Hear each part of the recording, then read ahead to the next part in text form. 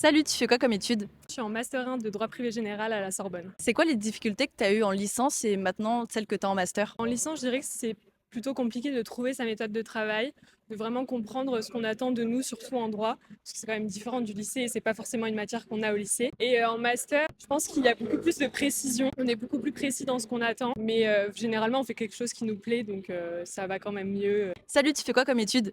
Là, je suis en master 2 de droit de l'environnement.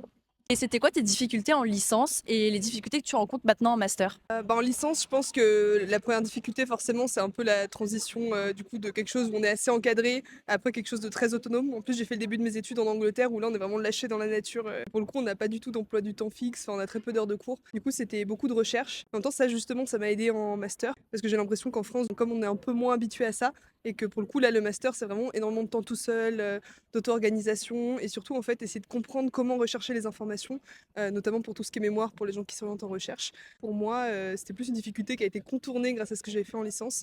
Mais sinon, ce que je trouvais difficile en France, c'était l'apprentissage par cœur, parce qu'en droit, du coup, ben, c'est quelque chose qui était très, très présent et l'esprit critique qui venait vraiment qu'en master 2 justement. Du coup, je trouvais que ça pouvait être un peu dur parce qu'on avait un peu envie d'avoir, un avis quand même sur la question, surtout que le droit, ça peut aussi toucher un peu à la politique et tout. Du coup, c'était vraiment apprendre un peu les codes, vraiment l'idée que la forme, valait aussi beaucoup dans les points et que du coup, finalement, peu importe la qualité de ce qu'on écrivait, c'était aussi vraiment, la manière de l'amener qui était important. Et je pense qu'un conseil que moi j'aurais bien aimé avoir à ce moment-là, c'était vraiment d'apprendre les méthodes, en tout cas en droit, des dissertations, des cas pratiques, tout ça, et vraiment garder bien ça en tête depuis la L1, parce que c'est un truc qui aide. Et du coup, peu importe qu'on arrive à un examen sans avoir trop révisé, ben, du moment qu'on a ça, on sait qu'en fait on peut s'en sortir et qu'on a une structure.